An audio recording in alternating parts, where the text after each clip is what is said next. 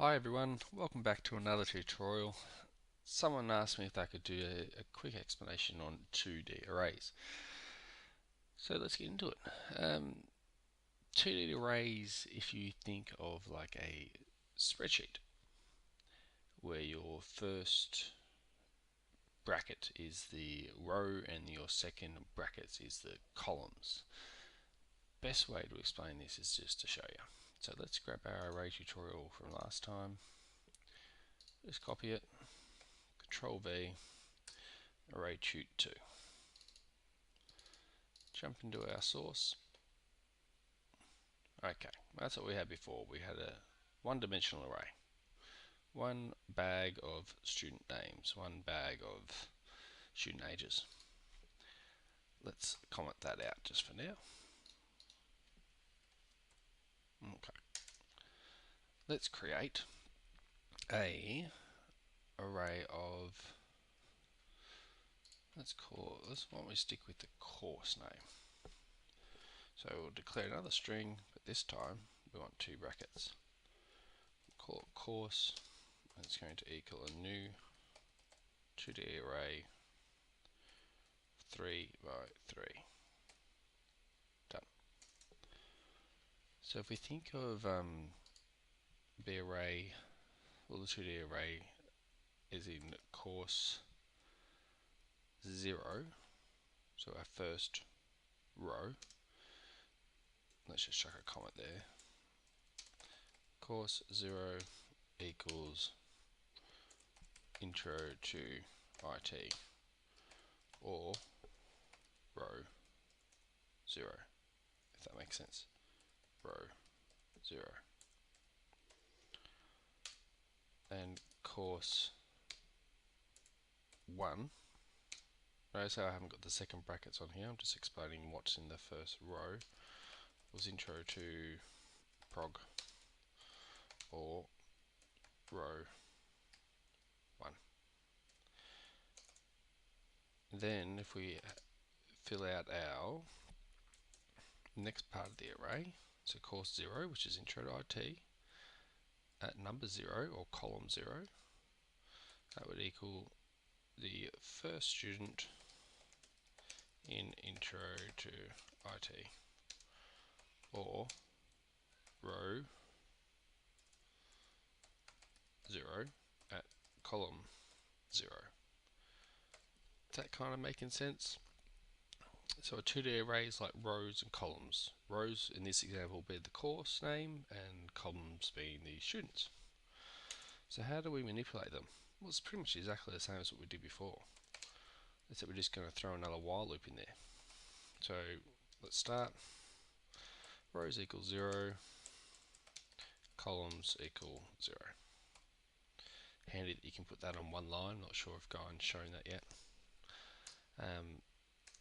Let's start with our first run through the array, which will be our rows. So while rows is less than course.length, the length, which we know is 3, you can put 3 there if you want to. This is just being adaptive. Open our brackets. Let's increment our counter before I forget, and we will put in another loop. While the columns are less than course rows dot length. Do stuff. Put in our incrementer before I forget. Right, so the first run through this is going to go through our rows. And then it's going to come through and go through our columns. So we're going to fill out our columns, and then we're going to come down and go to the next row and fill out the columns in that row. Kind of making sense? So let's do course, excuse me, I'm coming down with something and I sound a bit crap, but just have to deal with that. So course at rows, columns, and let's chuck in a J option pane. Oops, Eclipse just hates me. Put in a show input dialog. I haven't got a frame. And enter student name for course. We'll put in the rows there, which is just going to say 0, but that's fine. At position and add our cols on the end. So that's just going to go through and ask for input for each cell. Now, can anyone tell me why that's only going to go through one row? Pause for effect. The reason why is when it comes back through, our cols is higher than our rows.length when it reaches the second time of this loop. Simple fix. Set your cols back to 0. It'll go through 3 times. That is how we get input. So that will work. Enter student name for course 0, position 0, Paul, John, Mariam, Mr. Man. So you have it switched to course 1 at position 0, Mrs. Man, and Little Man.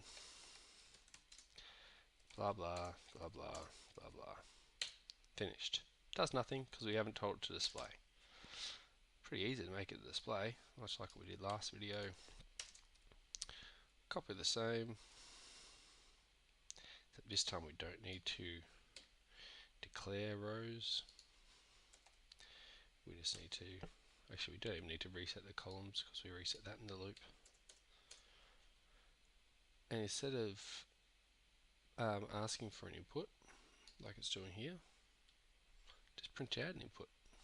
So J, option pane, show message, dialog, no frame, and the message will be course, oops, notice course, rows, and columns. Pretty easy. Run through. I'm not going to type out names again, I'm just going to put random stuff. There we go. 1, 2, 3, 4, 5, 6, 7, 8, 9. That's it. Imagine an Excel form of cells. We've done 3 by 3. It's the simplest way to imagine it. You could do so much more with it. We're already up to about 7 minutes. Why not? Let's chuck a quick if statement in here so it makes it look a bit prettier. You could do it in input too. Actually, no, we'll talk about that another time. That would take too long. What basically what I was going to do is put an if statement in that when it was showing if course is 0, make a temporary string saying intro to IT. If course is 1, change the temp string to intro to programming, just to display here what course they were popping out. But you guys get that. We've done that before. Well, not me, but you've done it in your assignments and your tutorials. That's 2D arrays. Again, hopefully this helps. I like to know that this is helping you guys. Give me some feedback. I'm not the best at videos. Really appreciate you guys watching. Thank you. Thank you for watching my daddy's video. Don't forget to like and subscribe.